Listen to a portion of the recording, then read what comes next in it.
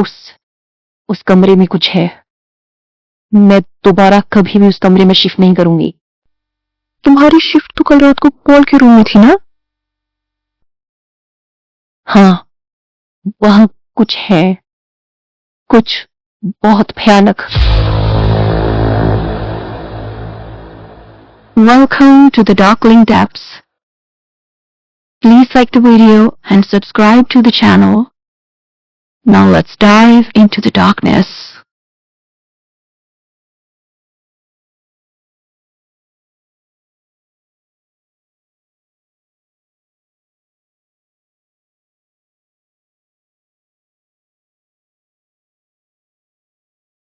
Welcome to the Darkling Depths. लगभग 1 साल से भी ज्यादा का टाइम हो चुका था कैथरीन को लंदन के इस फेमस हॉस्पिटल में जॉब करते हुए। कैथरीन बहुत ब्यूटीफुल है, बहुत इंटेलिजेंट है और उसके साथ साथ उसके पास एक बहुत साफ दिल भी है। अपने पेशेंट्स के साथ वो बहुत कंपैशनेट और बहुत केयरिंग है। ज्यादातर उसकी ड्यूटी कोमाडोज पेशेंट्स के साथ होती थी। वो पूरे मन से अपनी ड्यूटी निभाती, बहुत अच्छे से उनका ख्याल रखती। फिर उसकी एक आदत थी, वो उन पेशेंट्स से बातें करती थी। उसका ऐसा मानना था कि जो पेशेंट्स कोमा में होते हैं उन्हें सब सुनाई देता है, अपने आसपास होने वाली सब चीजें महसूस होती हैं। वो अपनी बातों से उन पेशेंट्स को हमेशा पॉजिटिविटी और होप देने की कोशिश करती थी। उस दिन हमेशा की तरह वो हॉस्पिटल अपनी शिफ्ट के लिए पहुंचती है। वो अपना स्केड्यूल लेने जा ही रही थी कि उसे रास्ते में अपनी दोस्त जेसिका दिखाई देती है। वो उसे दूर से देख के वेव करती है और उससे बात करने उसकी तरफ जाने ही वाली थी कि उसे अपने पीछे से हेड नर्स की आवाज आती है। हेड नर्स उसे अपने साथ एक रूम में चलने के लिए कहती है। कैथरीन हेड नर्स के पीछे चलते चलते कॉरिडोर के बिल्कुल लास्ट रूम में पहुंच जाती है। कल इस रूम में एक पेशेंट शिफ्ट होने वाला है। तुम्हें एक और नर्स के साथ उसका ख्याल रखना है और कल से तुम सिर्फ इस रूम में ड्यूटी करोगी। You have to take care of physical therapy to prevent muscles from atrophy. मैं सब समझा रही थी freezing. तो कैथरीन का ध्यान उस खाली कमरे में और उस खाली पड़े बिस्तर की तरफ जाता है। अजीब सा खालीपन था उस कमरे में, कुछ अजीब सा फील होता है उसे। बार बार ध्यान उस खाली बिस्तर पे जा रहा था, मानो कहीं ना कहीं उसे एक हल्का सा अंदेशा हो गया था कि उस बिस्तर पे आने वाला पेशेंट कहीं ना कहीं उसकी जिंदगी बदलने वाला है, या ये कहो एक तूफान उसकी जिंदगी में लाने वाला है। उसकी हेड नर्स के जाते ही एक मिडिल एज्ड लेडी उस रूम में एंटर होती है। ये मैरी है, वो दूसरी नर्स जो उसके साथ अपॉइंटेड हुई थी। हाय कैथरीन, कैसी हो? मैरी मुस्कुराते हुए पूछा। बस बढ़िया, आप बताओ। मैरी बोलते बोलते उस बेड पे आके बैठ जाती है। मुझे तुम्हारे साथ अलाइन किया गया है कल आने वाले पेशेंट के लिए। मैंने सुना है ये एक यंग लड़का है, लगभग तुम्हारी एज का। 2 महीने पहले उसका एक एक्सीडेंट हुआ था, तब से वो कोमा में है। वो बहुत रिच फैमिली को बिलोंग करता है। इनफैक्ट उसके पेरेंट्स हॉस्पिटल की उम्र की फ्रेंड्स हैं। उन्होंने कहा है कि उनकी बेटी का ख्याल रखने के लिए हॉस्पिटल की बेस्ट डॉक्टर्स और नर्सेज अपॉइंट होने चाहिए। तभी हमें कुछ और ड्यूटी करने से मना किया गया है और सिर्फ इसी रूम में अपॉइंट किया गया है। कैथरीन बहुत ध्यान से मैरी की बातें सुन रही थी। अभी वो उसे स्माइल करते हुए कहती है कि वो दोनों बहुत अच्छी टीम बनेंगे। उससे थोड़ी देर बात करने के बाद अपनी ड्यूटी के लिए चली जाती है। रात में जब वो अपने घर में एंटर होती है तो उसके कान को उसका फोन लगा हुआ था। वो अपने पेरेंट्स से बात कर रही थी जो मैनचेस्टर में रहते हैं। जब वो अपने कमरे की तरफ जा रही थी तो जाते हुए देखती है कि लिविंग रूम में काउच पे उसकी बेस्ट फ्रेंड और रूममेट तानिया बैठी हुई है। वो भी फोन पे किसी से बात कर रही है। कैथरीन उसे हाय बोलते हुए अपने कमरे में चली जाती है। नहाने के बाद दोनों सहेलियां साथ में खाना खा रही हैं और बातें कर रही हैं। और बताओ, डेव कैसा है? उसने तुम्हें डेट के लिए पूछा? को रोमांटिक सरप्राइज दिया? तुम लोगों की बात आगे बढ़ी कि अभी भी वहीं हो? he's cute, पर कोई रोमांटिक लाइफ नहीं है। हम अभी भी वही हैं। उसे पता है मैं उसे पसंद करती हूँ, मुझे पता है वो मुझे पसंद करता है, बट हम दोस्तों की तरह रहते हैं। बस नॉर्मल बात होती है ऑफिस में, नथिंग रोमांटिक। हाँ, खाना खा लेती है कभी कभी साथ में। हे, तुम्हारी टांग खींचना बंद करो। हाँ, वो सिगरेट से कुछ नहीं होने वाला। अच्छा, बाय द वे, मेरे पेरेंट्स लंदन नहीं आ रहे हैं। डैड को कुछ काम के रिलेटेड इमरजेंसी है तो वो नहीं आ पाएंगे। कम से कम 2-3 महीने के लिए तो बिल्कुल नहीं आ पाएंगे। तो क्या तुम जा रही हो मैनचेस्टर? नोप, छुट्टी मिलना लगभग इम्पॉसिबल है। मीन्स तुम अपने पेरेंट्स के साथ टाइम नहीं स्पेंड कर पाओगी? You are stuck with me. मुझे झेलना पड़ेगा तुम्हें, अब कोई ऑप्शन नहीं तुम्हारे पास। खाना खाने के बाद दोनों लड़कियां अपने कमरे में सोने चली जाती हैं। अगले दिन कैथरीन सीधा उसी रूम के लिए जाती है जहां उसे जाने के लिए कल बोला गया था। वो कमरे के दरवाजे पे खड़ी है। बेड के आसपास डॉक्टर्स और नर्सेस खड़े हैं। उसे पेशेंट दिख नहीं रहा। डॉक्टर्स इंश्योर कर रहे हैं कि पेशेंट के साथ और मेडिकल इक्विपमेंट्स के साथ सब ठीक है। बेड की साइड पे एक बुजुर्ग कपल खड़ा है, चेहरे पे चिंता लिए हुए बेड की तरफ देख रहा है। एक डॉक्टर उस बुजुर्ग कपल को अपने साथ चलने के लिए बोलता है और वो लोग उस कमरे से बाहर चले जाते हैं। थोड़ी देर बाद सब डॉक्टर्स और नर्सेज वहां से चले जाते हैं।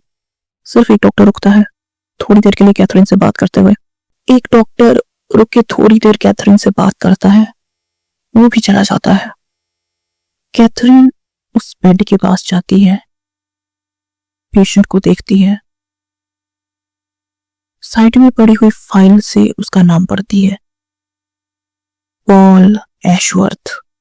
कैथरीन ने ऐसी कंडीशन के बहुत पेशेंट्स का ख्याल रखा था, पर पॉल को देख के उसे कुछ अजीब सा लगता है। उसे देख के ऐसा लग रहा था जैसे वो सिर्फ सो रहा है और कभी भी उठ के बैठ जाएगा और बातें करने लगेगा, और वो इन सब पे ज्यादा ध्यान नहीं देती और अपनी ड्यूटी करना शुरू कर देती है। लगभग 3 हफ्ते हो चुके थे कैथरीन को पॉल का ख्याल रखते हुए। वो पूरे मन से अपनी ड्यूटीज करती और पॉल से वैसे ही बातें करती जैसे वो अपने बाकी पेशेंट से किया करती थी। लेकिन पॉल के साथ उसे कुछ डिफरेंट सा फील होता। वो उससे ऐसी बातें करती जैसे वो अपनी किसी दोस्त से बातें कर रही है, मानो पॉल भी उसे सामने से रिस्पॉन्स कर रहा हो। जो केयर और कंपैशन वो अपने दूसरे पेशेंट्स के लिए फील करती थी, पॉल के लिए वो थोड़ा ज्यादा था। इनफैक्ट ये फीलिंग धीरे धीरे अटैचमेंट में बदल रही थी। हर गुजरते दिन के साथ वो अटैचमेंट धीरे धीरे बढ़ रही थी। वो पॉल के ठीक होने का बेसब्री से इंतजार करने लगी। पॉल के parents mister and missus Ashworth हर दूसरे दिन अपने बेटे से मिलने आते थे। कैथरीन उनसे मिलने का एक भी चांस मिस नहीं करती थी। जितना पॉसिबल हो सके उतना टाइम उनसे बात करती, उन्हें हिम्मत देती। वो पॉल के बारे में सब जानना चाहती थी। पॉल के पेरेंट्स भी दिल खोल के उससे बात करते। उन्हें कैथरीन के साथ एक अपनापन सा महसूस होने लगा था। इनफैक्ट उससे बात करके उनका मन हल्का हो जाता था। कभी कभी पॉल के फ्रेंड्स और रिलेटिव्स भी आते उसे देखने, वो उनसे भी बात करती और वो जो भी पॉल के बारे में बताते बहुत ध्यान से सुनती। उन सबसे बात करके उससे यही समझ आया कि पॉल बहुत अच्छा इंसान था, दूसरों के लिए हमेशा रिस्पेक्टफुल था, बहुत काइंड नेचर का था, अपने पेरेंट्स से तो बहुत ज्यादा प्यार करता था। उसने इन सबकी बातें सुन के अपने दिमाग में पॉल की एक इमेज बना ली थी, जैसे कि अगर वो इस कंडीशन में नहीं होता, बिल्कुल सही होता, तो वो कैसे बात करता, कैसे बिहेव करता, और जब वो उससे बातें करती तो वो इमेजिन करती जैसे पॉल भी उससे बात कर रहा है, उससे उसकी हर बात का जवाब दे रहा है। कैथरीन धीरे धीरे एक सपनों की दुनिया में खोती जा रही थी और रियल वर्ल्ड से दूर होती जा रही थी। इनफैक्ट वो अपने पेरेंट्स से और तानिया से और जो भी फ्रेंड्स मिलते थे सबसे हमेशा पॉल की बातें करती रहती थी। सबको ये बहुत अजीब लगता, पर कभी किसी ने उसे टोका नहीं, खासतौर पे तानिया को। उसे तो उसकी फिक्र होने लगी थी। वो देख पा रही थी कैसे ये डिल्यूजन उसकी दोस्त पे हावी होता जा रहा है। आज भी कैथरीन उसे यही बता रही थी, कैसे पॉल के पेरेंट्स ने उसे बताया कि उसका एक वेकेशन होम है। पॉल के पेरेंट्स ने कैथरीन को बताया था कि लेक डिस्ट्रिक्ट में उनका एक पुश्तैनी घर है जहां पॉल अक्सर जाता रहता है। उसे कुदरत की खूबसूरती और शांति और सुकून में वहां टाइम स्पेंड करना बहुत पसंद था। वो अक्सर वहां जाता रहता था। बातों ही बातों में कैथरीन तानिया से ये तक कह देती है कि जैसे ही पॉल ठीक होगा उसे कहेगी कि वो उसे इस घर में लेके जाए। तानिया ये सुनकर इरिटेट हो जाती है। उससे अपनी दोस्त का ये फितूर अब और बर्दाश्त नहीं हो रहा था। वो उसे उस टाइम तो कुछ नहीं कहती, पर मन ही मन में ये ठान लेती है कि वो कैथरीन को उस डिल्यूजन से बाहर निकाल के ही रहेगी। एक रात जब कैथरीन अपने लिविंग रूम में काउच पे लेटकर टीवी देख रही थी, तो टीवी देखते देखते उसकी आंख लगनी शुरू हो जाती है। पर उसे ऐसे लग रहा था कोई उसके काउच के पास खड़ा है। वो आंखें खोल के देखने की कोशिश करती है। उसे धुंधला सा दिखाई दे रहा था। जैसे ही उसे साफ दिखाई देने लगता है कि वो इंसान कौन है, वो एकदम से शौक में उठ के बैठ जाती है और अगले ही पल वो इंसान वहां से गायब हो जाता है। तभी टानिया और डेव एंटर होते हैं और वो उसे इस शॉकिंग स्टेट में देखते हैं। टानिया उससे पूछती है, क्या हुआ, इतनी शॉक क्यों लग रही हो? इस पे कैथरीन कहती है, मैंने मैंने उसे देखा। किसे देखा बेब? पॉल को। ओह नो, कहते हुए तानिया उसके पास जाके बैठती है। Listen, you have to come out of this delusion. तो इस लड़के के साथ ऑब्सेस्ड होती जा रही हो, दिन रात उसी के बारे में सोचती रहती हो, उसी की बातें करती रहती हो। Please stop it, just treat him like your other patients. मैं कोई ऑब्सेस नहीं हूँ, प्लीज ये सब मत बोलो। अच्छा, तो पिछले कुछ दिनों से जो तुम्हारा बिहेवियर है, जैसी तुम बातें कर रही हो, क्या वो सब नॉर्मल लगता है तुम्हें? प्लीज आई रिक्वेस्ट यू, बंद करो ये सब। तानिया प्यार से उसका हाथ पकड़ती है। प्लीज पहले वाली कैथरीन बन जाओ। डेव पास खड़ा ये सब देख रहा था, पर वो कुछ कहता नहीं है। उसे पॉल के बारे में पता था। तानिया ने उसे बताया था, कई बार कैथरीन के बिहेवियर के बारे में उससे बात की थी। वो कैथरीन को ऑकवर्ड फील नहीं करवाना चाहता था। वो चुपचाप वहां से चला जाता है। अगले दिन हॉस्पिटल में कैथरीन कुछ गुमसुम सी लगती है। वो पूरा दिन पॉल से बात नहीं करती, अपनी ड्यूटी से निभाती है। शाम को शिफ्ट खत्म होने के बाद जब वो वापस आती है तो वो पॉल से बातें करना मिस करती है। उसका बहुत मन था उससे बात करने का, पर जो उसे टानिया ने बोला था वो सब सोच के वो खुद को रोक लेती है। उस रात उसे एक बहुत अजीब सा सपना आता है।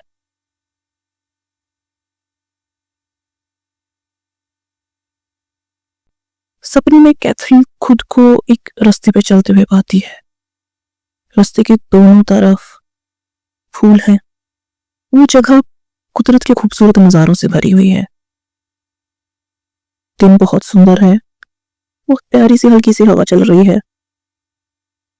उसका दिल खुशी से भरा हुआ है, पर इस खुशी का कारण क्या है उसे नहीं पता। उस जगह की खूबसूरती उसके दिल को सुकून और खुशी जरूर दे रहा है, पर इसके अलावा भी इस खुशी का एक अनजान सा कुछ कारण है जो उसे फिलहाल अभी दिखाई नहीं दिया।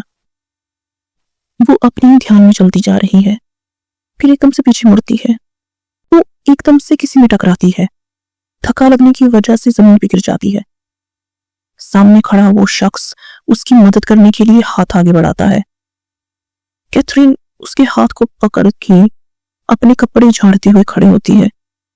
फिर वो इस इंसान के चेहरे की तरफ देखती है ये पॉल था। वो उसे देख के एकदम से हैरान रह जाती है, पर उसे बिल्कुल भी अजीब नहीं लगता। उसे अपनी आंखों पे यकीन नहीं हो रहा। वो बस उसे देखे जा रही है। पॉल परफेक्टली हेल्दी है। वो उसे अनजाने में धक्का देने के लिए उससे माफी मांगता है। उसकी आवाज कैथरीन को बहुत प्यारी लगती है, बहुत सुकून पहुंचाती है उसके दिल को। इस आवाज को सुनने के लिए वो कब से तरस रही थी। वो मुस्कुराते हुए कहती है, कोई बात नहीं, मैं ठीक हूं। कैथरीन को यह सपना बहुत प्यारा लगने लग गया था। वो असलियत की दुनिया को भूल जाना चाहती है और सिर्फ उस पल को जीना चाहती है। सो आप मेरे गार्डन में क्या कर रही है? और क्या हम एक दूसरे को जानते हैं? ओह सॉरी, वो मैं आई गॉट कैरिड अवे। मुझे रियलाइज नहीं हुआ मैं कब आपके गार्डन में चली आई। वो थोड़ा एम्बैरस फील करती है। वो अपने कान को रख करती है और पॉल को देखते हुए एक फेक स्माइल देती है। पॉल भी उसे देखते हुए एक फ्लर्टी सी स्माइल देता है। नहीं, हम एक दूसरे को नहीं जानते। एक्चुअली मैं यहाँ वेकेशंस पर आई हूँ। कैथरीन को नहीं पता उसने ऐसा क्यों कहा। वो ऐसे क्यों बिहेव कर रही है जैसे कि वो आज पहली बार पॉल को मिल रही है। तो क्या आप मुझे जानना चाहेंगी? कैथरीन से हाथ मिलाने के लिए अपना हाथ आगे बढ़ाता है और उसकी आंखों में देखते हुए कहता है, पॉल एशवर्थ। कैथरीन उसे हाथ मिलाते हुए अपना नाम बताती है। Nice to meet you Catherine. ये कहते हुए उसकी आवाज में एक सॉफ्टनेस थी और चेहरे पे एक स्माइल। वेल, ये मेरा पुश्तैनी घर है। मेरे ग्रेट ग्रैंडफादर के टाइम से हमारे पास है। मैं रहता लंदन में हूँ, पर अक्सर यहाँ आता रहता हूँ। इस जगह की खूबसूरती मुझे यहाँ खींच लाती है। अजीब सा सुकून मिलता है यहाँ आकर। कम, I'll show you around। ये कहते हुए पॉल चलता जाता है। कैथरीन भी उसके साथ साथ चलती है। वो उसे अपने घर का एक टूर देता है। बाद में दोनों घर के अंदर जाके बैठ जाते हैं, कॉफी पीते हुए बातें करते हैं। ये सब बहुत रियल लग रहा था कैथरीन को। वो बहुत खुश थी। वो यूं ही पॉल के सामने बैठ के उसकी बातें सुनते रहना चाहती है, उसे देखना चाहती है। उसे भी पॉल से बहुत कुछ कहना है। वो नहीं चाहती ये सपना खत्म हो। लेकिन इसके थोड़ी देर बाद ही उसकी आंख खुल जाती है। वो खुद को अपने रूम में पाती है। खिड़की से बाहर देखती है। सुबह हो चुकी थी। वो एक मुस्कुराहट के साथ उठती है। उस सपने की मेमोरीज अभी भी उसके दिमाग में बिल्कुल फ्रेश थी, जैसे कि वो सपना हो ही ना, जैसे कि वो कल रात को सच में पॉल से मिली हो। टानिया उसे किचन में मिलती है और उससे इस खुशी का राज पूछती है। कैथरीन भी एक्साइटमेंट में आके उसे बताने वाली होती है, पर उसे तभी टानिया की डांट याद आ जाती है। उसे कुछ बहाना बना के टाल देती है और झट से रेडी होके अपनी जॉब पे चली जाती है। हॉस्पिटल में भी वो बहुत खुश रहती है। इनफैक्ट वो पॉल से बातें भी करती है और उसे अपने सपने के बारे में भी बताती है। एक बात थोड़ी सी अजीब थी। पॉल पहले से थोड़ा हेल्दी लग रहा था। इनफैक्ट वो ग्लो कर रहा था। ये चेंज मैरी ने भी नोटिस किया। वो कैथरीन से बोलने ही वाली थी कि कैथरीन को बहुत खुश देख के उसका माइंड डाइवर्ट हो जाता है और वो उससे उस खुशी का रीजन पूछती है। कैथरीन कोई बहाना बना के डाल देती है। ठीक है, नहीं बताना मत बताओ, पर मैं भगवान से दुआ करूंगी इस खुशी का जो भी कारण है वो हमेशा तुम्हारी जिंदगी में बना रहे। मैरी पॉल की तरफ देखते हुए कहती है,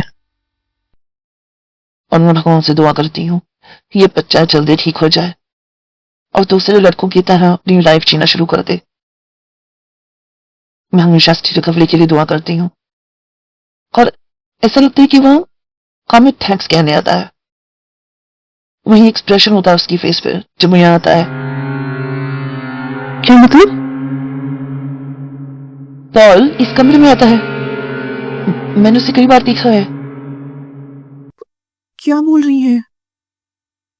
मैरी कैथरीन के चेहरे पे बहुत सारी कंफ्यूजन देखते हुए कहती है, मैं समझाती हूँ। बहुत सारे लोगों का ये मानना है कि जब इंसान इस हालत में होता है तो असल में उसके शरीर के साथ उसके आत्मा का जो कनेक्शन है वो डिस्ट्रक्ट हो जाता है।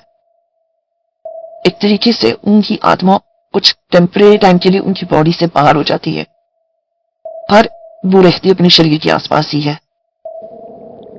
इस तरीके के पेशेंट्स जिंदगी और मौत के कहीं बीच में फंस जाते हैं। जब उनकी आत्मा फाइनली उनकी बॉडी में एंटर हो जाती है तो ये पेशेंट होश में आ जाते हैं।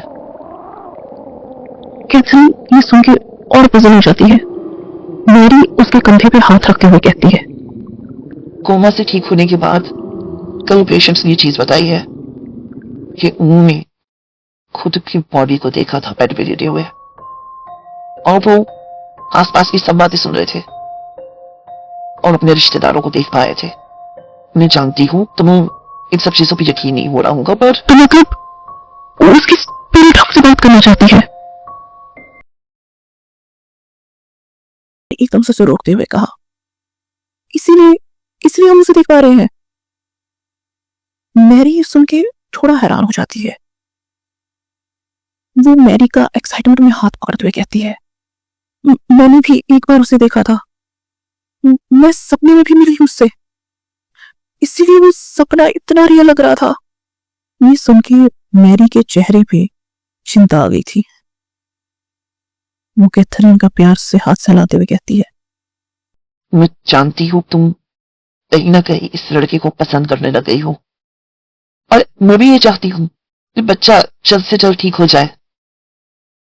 मैं जानती हूँ तुम कहीं ना कहीं इसी चीज का इंतजार कर रही हो, पर मेरी मानो तो खुद को इसके साथ ज्यादा अटैच मत होने दो। मुझे भगवान पे और उसकी चमत्कारों पे पूरा भरोसा है, पर मैं नहीं चाहती तुम किसी ऐसी चीज का इंतजार करो कि होने की पॉसिबिलिटी बहुत कम हो, और हम ये भी नहीं जानते कि ठीक होने के बाद। हाँ, आप सही कह रही हो। That's really stupid of me. हाँ, बट मुझे फिर भी इस बात की खुशी है कि पॉल जानता है हम उसकी केयर करते हैं। आप मेरी फिक्र मत करो, मैं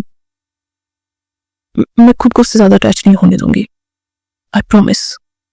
वो अपने चेहरे पे एक जबरदस्ती की मुस्कुराहट लेके आती है और मन में खुद को यही समझा रही थी कि मैरी बिल्कुल सही कह रही है। उस शाम शिफ्ट खत्म होने के बाद जब वो हॉस्पिटल से निकलने ही वाली थी, उसे जेसिका मिलती है। उस रात पॉल के कमरे में उसी की नाइट शिफ्ट थी। थोड़ी देर उससे बात करने के बाद कैथरीन अपने घर के लिए निकल पड़ती है। उस रात तानिया उसे अपने और डेव के साथ डिनर करने के लिए बाहर ले जाती है। वो लोग साथ में बहुत अच्छा टाइम स्पेंड करते हैं, बहुत अच्छे से रेस्टोरेंट में जाते हैं। कैथरीन ऊपर से तो हंस रही थी, पर उसके मन में और दिमाग में वही सब घूम रहा था। वो अपने आप को यही समझाने की कोशिश कर रही थी कि उसे असल जिंदगी में रियल लोगों के साथ खुशी ढूंढनी चाहिए, ना कि अपने इल्यूजन्स और फैंटेसीज में। वो सच में एक ऐसी चीज से उम्मीद लगाए बैठी है जिसका होना लगभग बहुत अनसर्टन था, और वो खुद को एक इमेजिनरी वर्ल्ड में धकेलते जा रही है। उसने फैसला कर लिया था, अब वो इसको चेंज करेगी। अपने दिमाग से वो ये सब निकाल देगी। वो तानिया और डेव को एक दूसरे के करीब आते हुए नोटिस करती है। वो दोनों एक दूसरे से फ्लर्ट कर रहे थे। उसे दोनों को साथ देख के खुशी होती है। तभी अचानक से उसकी नजर दूर सामने बैठे एक शख्स पे जाती है। उसे उस शख्स को देख के कुछ अजीब सा फील होता है, लेकिन वो उसका चेहरा नहीं देख पाती क्योंकि सामने कोई खड़ा था। वो अपने दोस्तों से बातें करने में बिजी हो जाती है। थोड़ी देर बाद उसका ध्यान वापस से उस आदमी की तरफ जाता है। अब उसका चेहरा साफ साफ दिखाई दे रहा था। वो आदमी कोई और नहीं, पॉल था। कैथरीन परेशान हो जाती है। उसे लगता है उसे वहम हो रहा है।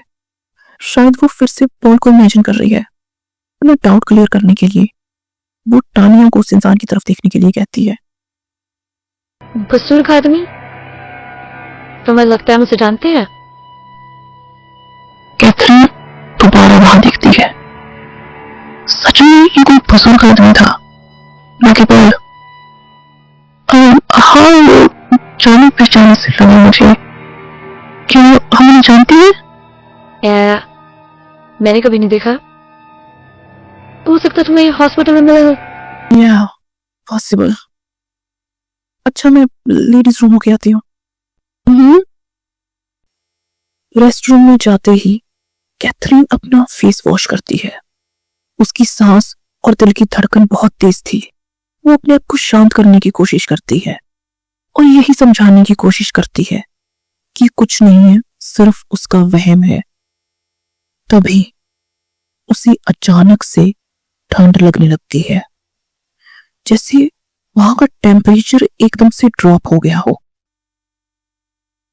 और वहां एक अजीब सी खामोशी थी। उसे ऐसा लगता है जैसे कोई उसे देख रहा है, पर सारे क्यूबिकल्स खाली थे। रेस्टरूम में उसके अलावा कोई नहीं था। वो टिश्यू से अपना चेहरा पोंछती है, तभी लाइट फ्लिकर करती है, पर कैथरीन इस पे ध्यान नहीं देती। वो आईने में खुद को देखते हुए अपने बाल ठीक करती है। तभी उसके कान में उसे खुसखुसाहट सुनाई देती है। वो डर के एकदम से मुड़ती है, डराती हुई इधर उधर देखती है। कोई भी नहीं है। जैसे ही वो मुड़ के सिंक पे पड़ा हुआ अपना पर्स उठाने लगती है, उसे आईने में दिखाई देता है कि एक साया बहुत तेजी से उसके पीछे से गुजर के गया। एकदम से डर के पीछे मुड़ती है, फिर से वहां कुछ नहीं था। वो जल्दी से वहां से निकल के अपने दोस्तों के पास जाती है। सारा टाइम उसके दिमाग में यही बात घूमती रहती है, क्या मुझे हेलुसिनेशंस हो रहे हैं? क्या तानिया की बात सही है? सच में मेरे दिमाग पे गलत असर हो रहा है? डिनर के बाद देव उसे और तानिया को उनके घर ड्रॉप करता है। कैथरीन जब सोने जाती है तो फिर से यही सोच रही थी, क्या उसे किसी साइकियाट्रिस्ट को कंसल्ट करना चाहिए ताकि ये सब चीजें जो वो एक्सपीरियंस करती है वो सब बंद हो जाए। वो बेड पे लेटे हुए सोने की कोशिश करती है। रात के 3 बजे उसकी आंख खुलती है। उसका गला सूख रहा था। उसके कमरे में पानी नहीं था। वो किचन की तरफ पानी पीने जाती है। वो लाइट ऑन नहीं करती। खिड़की से जो स्ट्रीट लाइट आ रही थी वो उसके लिए काफी थी। पानी पीने के बाद जैसे ही वो अपने कमरे की तरफ जाने के लिए मुड़ती है, कोई उसे जोर से उसके कंधों से पकड़ लेता है। वो इतना ज्यादा डर जाती है, उसकी चीख भी नहीं निकलती। वो अपने आप को छुड़ाने की कोशिश करते हुए खिड़की के सामने आ जाती है जहां से स्ट्रीट लाइट आ रही थी और उस शख्स का चेहरा देखती है। ये पॉल था। वो एकदम से चिल्लाता है, Please don't avoid me. अगले ही सेकंड कैथरीन खुद को अपने बेड पे पाती है। ये एक सपना था।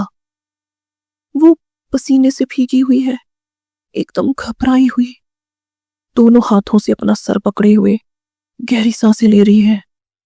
अपने आप को शांत करने की कोशिश करती है, खुद को समझाने की कोशिश करती है ये सिर्फ एक सपना था, पर उसका मन नहीं मानता। इसके बाद उसे पूरी रात नींद नहीं आती। वो सोचती है वो कुछ दिनों के लिए छुट्टी लेगी और साथ ही डॉक्टर को भी कंसल्ट करेगी। अगले दिन वो अपनी छुट्टी की बात करने के लिए अपने सीनियर की ऑफिस की तरफ जा रही थी। ऑफिस के पास पहुंचते ही कांच के दरवाजे से देखती है कि जेसिका अंदर बैठी हुई है। उसके और वार्ड मैनेजर के बीच में किसी तरीके का आर्ग्यूमेंट चल रहा है। 10-15 मिनट तक वो आर्ग्यूमेंट चलता रहता है। फिर जेसिका एकदम से गुस्से से दरवाजा खोल के तेजी से वहां से निकल जाती है। वो कैथरीन को बाहर खड़े हुए नोटिस भी नहीं करती। कैथरीन भागती उसके पीछे जाती है और उसे रोकती है। वो देखती है कि जेसिका रो रही है, बहुत घबराई हुई है। उसके माथे पे चोट लगी हुई है और उसके हाथों पे भी चोटों के निशान हैं। क्या हुआ? इतनी परेशान क्यों हो?